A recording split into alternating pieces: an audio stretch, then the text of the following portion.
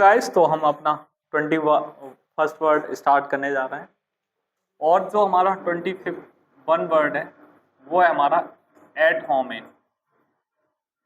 Actually में जो हमारा वर्ड है एट होम इन, और ये क्या होता है? ये होता है कुशल। क्या होता है? कुशल बोल लो, या ऐसे ही हम क्या बोलते हैं, दक्ष बोलते हैं। मतलब क्या कहते हैं, किसी भी काम में आदमी का क्या होना, परिपूर्ण होना। क्या होना भाई? किसी भी वर्क में आदमी का परिपूर्ण होना, दक्ष होना, या उसे क्या बोलते हैं, प्रवीण। क्लियर हुआ?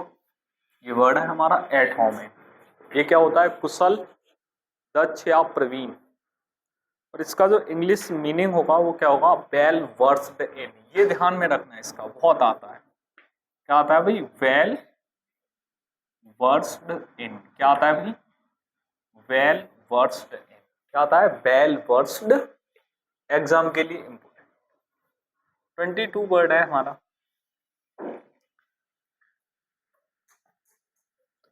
अ फार क्राई। क्या है? अ फार क्राई। एक वर्ड है हमारा अ फार क्राई।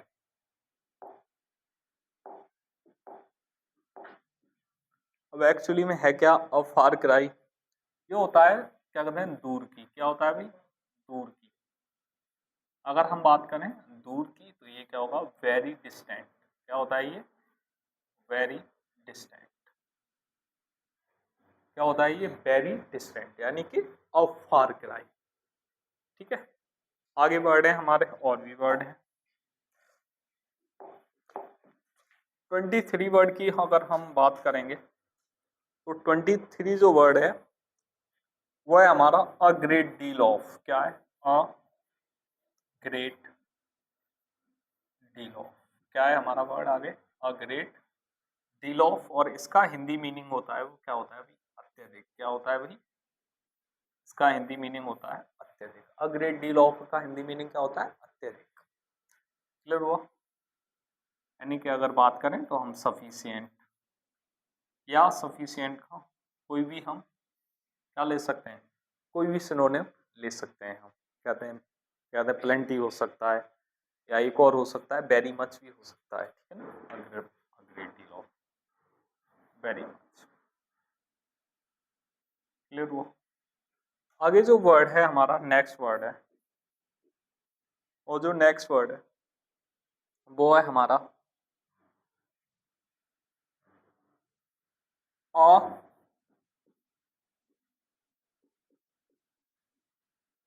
अ बोटल नेक।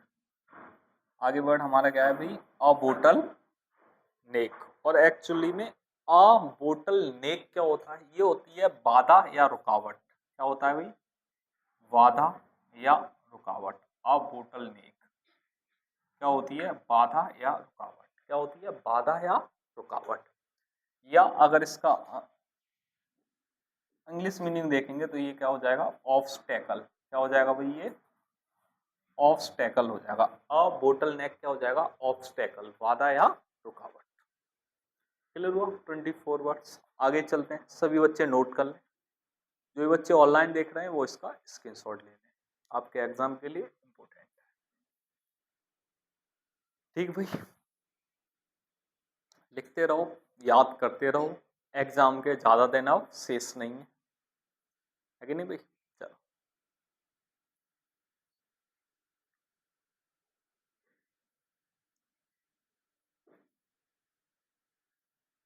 चलें अब आगे। ठीक है, अब आगे जो हमारा वर्ड होगा वो होगा 25 वर्ड। 25। तो 25th वर्ड है हमारा बैग एंड बैगेज। वही most important, bag and baggage.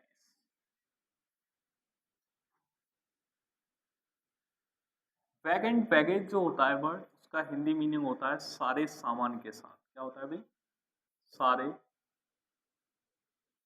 सामान के साथ। क्या होता है भाई? बैग एंड बैगेज सारे सामान के साथ। किसके साथ? सारे सामान के साथ। गांव में कहते हैं बोरिया बिस्तर समेत। क्या बोलते हैं? बोरिया बिस्तर समेत। है कि नहीं? हमारी जॉब नहीं लगी, अगर गवर्नमेंट जॉब नहीं लग पाई तो फिर माता पिता कहते हैं बोरिया बिस्तर उठाओ और परदेश चले जाओ कमाए हुए। है कि नहीं। तो वही होता है bag and baggage, bag and baggage लो और go out for the other state to earn the money. Clear हुआ? चलो, बैग एंड बैगेज, इसका जो होगा अंग्रेजी मीनिंग होगा वो क्या होगा, विद ऑल बिलोंगिंग्स। क्या होगा भाई? With all belongings. और तुम्हारे एग्जाम में 4 ऑप्शन आएंगे तो वो देख करके तुम्हें ये वाला ऑप्शन तुम्हें मिल ही जाएगा, विद ऑल बिलोंगिंग्स, और तुम्हें क्या कर देना, उसे टिक कर देना। 26 जो हमारा वर्ड होगा वो होगा बीट अबाउट द बस। क्या होगा? Beat about the, beat about the bush. और एक्चुअली में बीट अबाउट द बुश का मतलब क्या होता है, कोई भी बात है उसको कैसे कहना, क्या कहते हैं, घुमा फिरा करके कहना। ठीक है ना? क्या कहना? किसी भी बात पर घुमा फिरा कर, किसी भी बात पर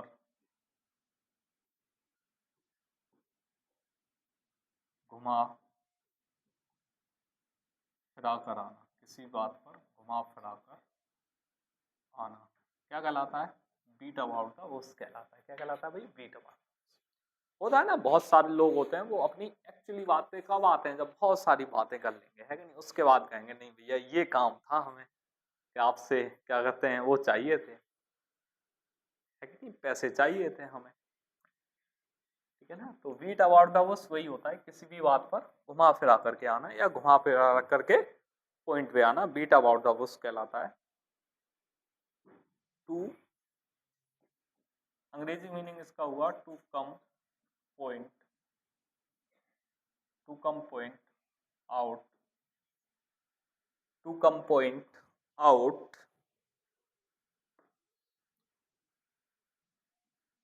इन a round way about, to come point out in a round way about. Clear हुआ? उसके बाद आता है एक और वर्ड है हमारा,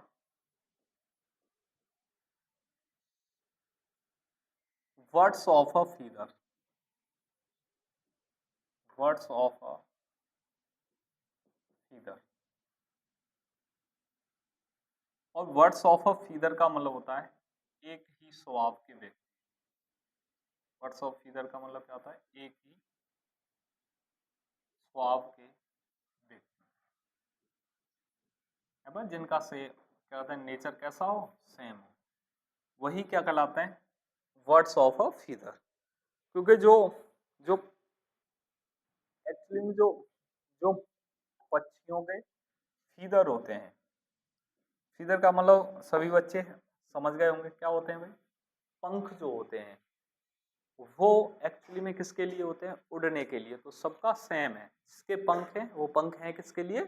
उड़ने के लिए। तो ऐसे ही बर्ड्स ऑफ अ फीदर का मतलब होगा एक ही स्वभाव के व्यक्ति। क्लियर हुआ? ये होगा people of the same nature. अंग्रेजी मीनिंग क्या होगा इसका भाई? People of the same nature. क्या होगा? People of the same nature, people of the same nature. चलो आगे वर्ड है हमारा 28 वर्ड। 28 वर्ड है हमारा बाई हुक और बाई कुक। बाई हुक और बाई हुक और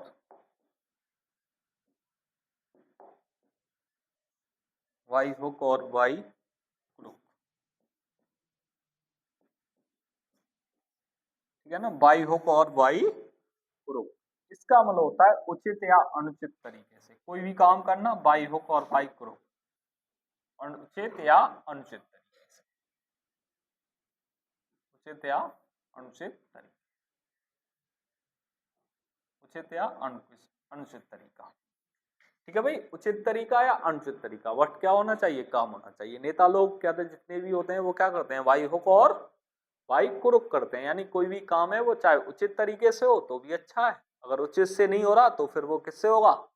अनुचित से होगा। तो वो इसी का पालन करते हैं, बाई हुक और अब बाई क्रूक, यानी कि बाई एनी मीन्स, इसका अंग्रेजी अर्थ क्या होगा, बाई एनी मीन्स। क्लियर हुआ बेटा? यहां तक के ये वर्ड क्लियर हो रहा है सबको? बाई एनी मीन्स, बाई होक और बाई लिख गए सारे बच्चों के? हो गए, सभी ने नोट कर लिए? अब चलें आगे। जो भी बच्चा रह गया है वो बाद में पीछे की स्लाइड को वो कर लेना, क्योंकि स्लाइडें सारी सेव होती जा रही हैं। ओके, ठीक है। अब हम करने वाले 29, और 29 जो वर्ड है वो है हमारा बाई एंड वाई। क्या है भाई? By and by. कितना अच्छा वर्ड है, देखो, बाई एंड वाई। इसका हिंदी मीनिंग क्या होता है? शीघ्र ही। क्या होता है भाई हिंदी मीनिंग इसका? शीघ्र ही। बाई एंड वाई का हिंदी मीनिंग क्या होगा? शीघ्र ही। और इसका इंग्लिश मीनिंग बिफोर लॉन्ग। क्या होता है? Before long. क्लियर? अब हम करने वाले हैं अपना इस वीडियो का लास्ट वर्ड, और लास्ट वर्ड है हमारा by fits and starts. By fits and starts. और वाई फिट्स एंड स्टार्ट्स क्या होता है? ये होता है, क्या होता है, अनियमित रूप से। किससे? अनियमित रूप से। हम जो अपनी पढ़ाई करते हैं वो कैसे करते हैं? वाई फिट्स एंड स्टार्ट्स करते हैं, इसीलिए सिलेक्शन लेने में हमें देरी लगती है। ठीक है ना? वाई फिट्स एंड स्टार्ट्स यानी कि इर्रेगुलरली। अंग्रेजी मीनिंग क्या होगा इसका? अंग्रेजी मीनिंग, इस मीनिंग इसका होगा इर्रेगुलरली। इर्रेगुलर। क्लियर हुआ भाई? इर्रेगुलर। ओके।